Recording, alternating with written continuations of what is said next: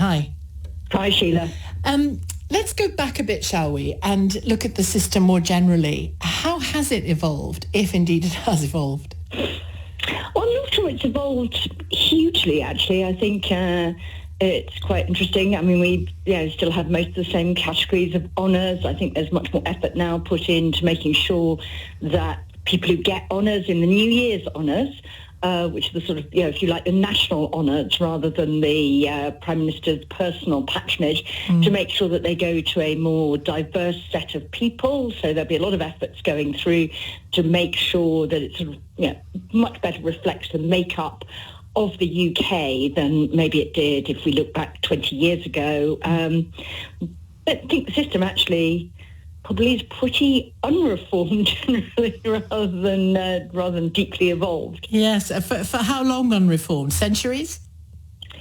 Sorry, I'm not an expert on honours, but it goes back a long way. Similar. Yeah. I've been knocking around for a long time, and it looks pretty similar to the system that we had. I mean, the one sort of bit that was new, the addition, was on appointments to the House of Lords, where Tony Blair introduced the House of Lords Appointments Commission to have a look at appointments to make sure that those were sort of transparent. Those were people who would enhance the standing of the House of Lords, but that's only acts in an advisory capacity, and the Prime Minister can still overrule them. But actually, most of the people in the New Year's honours are getting these sort of honorific titles. They're not being made peers. That's sort of a slightly different process. Yeah. And let's talk about Liz Truss and the fact that she did get that Prime Minister's privilege of choosing who you can honour and who you can place in the House of Lords. Should she have, in your view, Jill? I think it's a very interesting question. I think there's one question, personally, should she have sort of self-reflected a bit and thought, I was only Prime Minister for 49 days, my Prime Ministership, was so unsuccessful that my colleagues moved against me in very quick time. Perhaps I ought to deny myself the right to nominate a list. And I always think if she'd done that, she would probably got quite a lot of credit from quite a lot of people, but she clearly didn't decide to do that. We don't have a sort of qualifying period. I think it's interesting. Do we want to say that basically you have to be in Prime Minister for 6 months or a year before you get any of these Prime Minister privileges? And one of the things other people point to is the fact that Liz Truss still turns up at the Cenotaph and can do, while she's an ex-Prime Minister, can take place. There's no sort of qualifying period. The moment you're Prime Minister, you qualify for all these former Prime Ministerial privileges. So I think there's a question mark over, would we want to do that? We don't have that at the moment. You could say that our system hasn't really adjusted to the idea that Prime Ministers don't serve for very long. So I think that's one thing you might think of. The other thing is, should we have resignation honours at all? I mean, or should we say you can give out some baubles, if you like, so some of these gongs, but you don't get to appoint people to the House of Lords. Yeah, I mean, I'd be more comfortable with that. You shouldn't actually get to put your friends, advisors, if you'd want to use the slightly more pejorative term, cronies, in the House of Lords and give them a right to legislate for life. Yeah, and that's where the appointments committee that you alluded to, it seems to me, should come in. And as you say, it's an advisory committee, so the Prime Minister could still, use a veto. But it just seems more sort of based on merit, based on ability, based on skill, based on experience in particular areas of public life or what have you, or science, medicine, whatever it is, than just saying I'm deciding that my friends and my the people who supported me are going to be lawmakers. And that does seem very anti-democratic, doesn't it? Well, I think whereas it's fine to say have an OBE as a reward for putting up with me or whatever, maybe other people with OBEs feel that slightly devalued their honour that they've got for actually putting in years of effort and striving and stuff like that. But I think you want to sort of say on the House of that what you're really looking for in these appointments is people who are going to make a big future contribution rather than using it as a reward for some past favours rendered. And I think that the real problem with these sorts of very political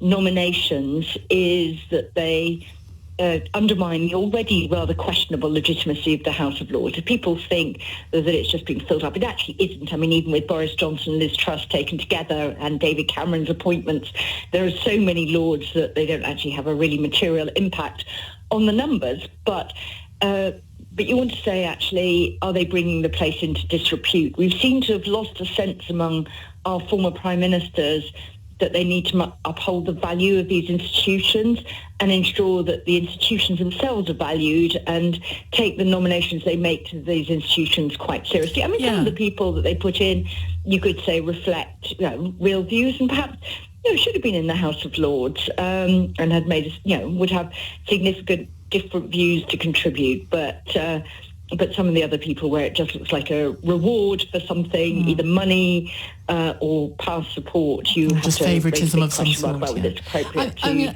give them that. Yeah, I mean, I think when people see, a former very experienced government minister sent to the House of Lords, and then they go on to contribute and bring that experience with them. You think of somebody like, I don't know why he's the one that's popped into my head, but he is Norman Fowler. I mean, he was Speaker for a time in the Lords, wasn't he? But he was a Conservative minister for a long time as well. You can kind of see the sense of that. But, you look at others, perhaps, most recently the controversy over Charlotte Owen, and you do have to wonder what that contribution will be and why she ended up there, not to single her out particularly. I think, yes, there are a number of people where there are big question marks, particularly when you get very young people. They potentially can say there's no mandatory retirement age. So if you're appointed at 29 or 30, then you could, unless the House of Lords gets itself finally reformed, but attempts in the past have failed, you could potentially be there for another 60, 50 years, which is really quite a long time to give somebody a legislative slot for life. Maybe the answer is more short-term appointments, but that might undermine actually some of the value of the House of Lords.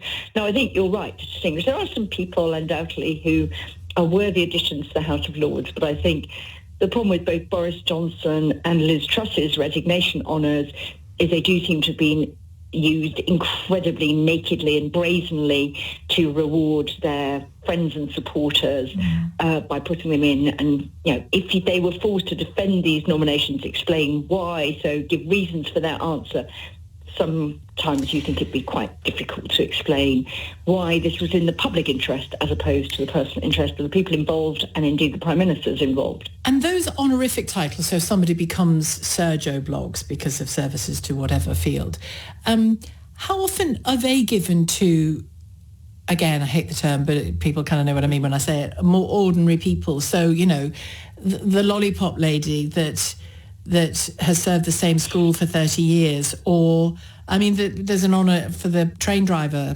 who's saved something like 29 lives, people who were suicidal, and he knew exactly how to handle it and genuinely has done an amazing service to people.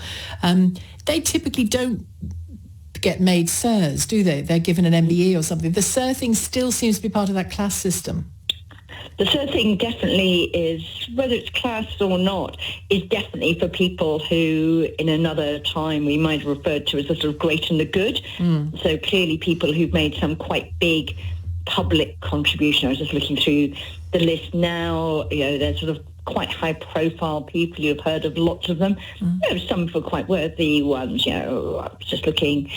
Somebody like John Edmonds, who we heard a lot of during COVID, clearly sort of contributed quite a lot. Founder of Glastonbury, former artistic director of the RSC. So it's a way of recognition.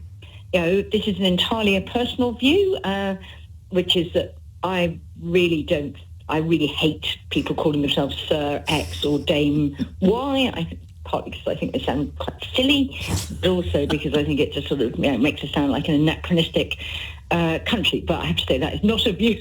That's not an official Institute for Government view. I just think it sounds a bit Ruritanian.